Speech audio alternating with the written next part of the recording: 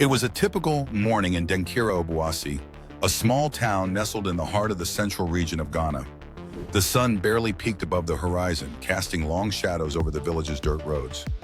Major Maxwell Mahama, dressed in his military uniform, was stationed there for a routine assignment. He had been sent to conduct a security operation in the area, and his presence had initially sparked curiosity among the locals. As he walked down the narrow paths, the town seemed quiet, even peaceful, with children running around and women gathered by the market. However, there was an air of tension hanging over the village. Maxwell's presence, despite his calm demeanor, had begun to stir whispers among the residents. It all began when Maxwell, taking his usual morning jog, encountered a group of men near a junction. At first, they seemed friendly, but there was something about the way they looked at him. The tension was palpable. A voice from the crowd called out, "What are you doing here, soldier?" "Who are you?" Maxwell, knowing his duty, remained composed and responded calmly. "I'm Major Maxwell Mahama, assigned to oversee security in this area." The group fell silent. One of the men, clearly the leader, narrowed his eyes. "We don't need any outsiders here," he muttered. But Maxwell, always focused on his mission, continued his jog, not wanting to escalate the situation. He had no idea that the encounter would set the stage for a tragedy. The rumors began to spread like wildfire. An anonymous source claimed to have seen a man dressed in military garb, allegedly robbing people in the area. No one questioned the authenticity of the claim. No one but Major Mahama, who was seen wearing his uniform, was there. The town, in a state of collective fear, didn't stop to question the absurdity of the accusation. As the day went on, a small group of villagers began to gather near the town center. Word had spread that there was a thief in uniform in the area. The whispering escalated to shouting, and before long, Maxwell had unknowingly become the target of an angry mob. The crowd grew larger as people from surrounding areas joined in, some wielding sticks and machetes. "We've caught him!" someone shouted. Maxwell, bewildered by the turn of events, tried to explain himself, but his voice was drowned out by the mob. "I'm not the thief, I'm a soldier.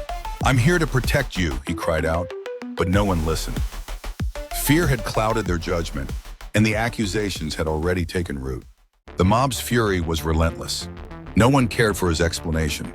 The crowd surged forward, pulling him to the ground.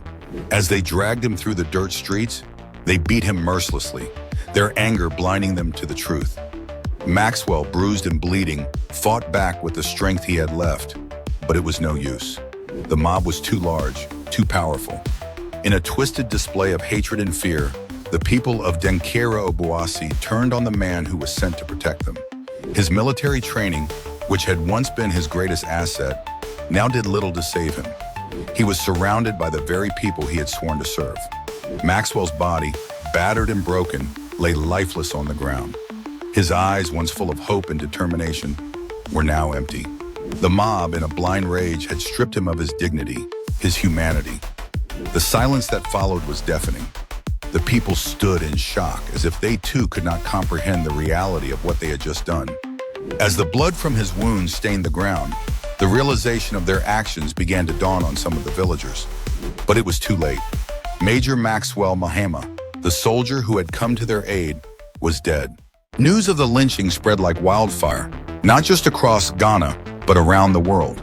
The community, in an instant, became a symbol of how fear, mob mentality, and prejudice could cloud reason and lead to irreversible consequences. The town of Denkyira-Obuasi would forever be associated with the tragic death of an innocent man. The villagers were left to grapple with the weight of their actions. Many of them, who had once looked up to him as a protector, now found themselves haunted by the knowledge that they had killed one of their own. Families who had once known peace now lived with the gnawing guilt of a life lost to their own ignorance. The police moved quickly, arresting several members of the mob involved in the lynching. But for Maxwell's family, the journey toward justice was only beginning. His wife, in a quiet show of strength, vowed to ensure that his death would not be in vain. The case of Major Maxwell Mahama's death became a rallying cry for justice, a reminder of the importance of truth and due process. The community, while forever scarred by the events of that fateful day, vowed to never forget him. Though Maxwell's life was cut short in the most brutal of ways, His legacy lived on. He had been a man of honor, a soldier committed to his country and its people. And though his death had come at the hands of those he had tried to protect, the truth of who he was would eventually shine through. The lynching of Major Maxwell Mahama serves as a haunting reminder of the dangers of fear, prejudice, and misinformation. It calls for reflection on the consequences of unchecked mob justice and the need to uphold the rule of law.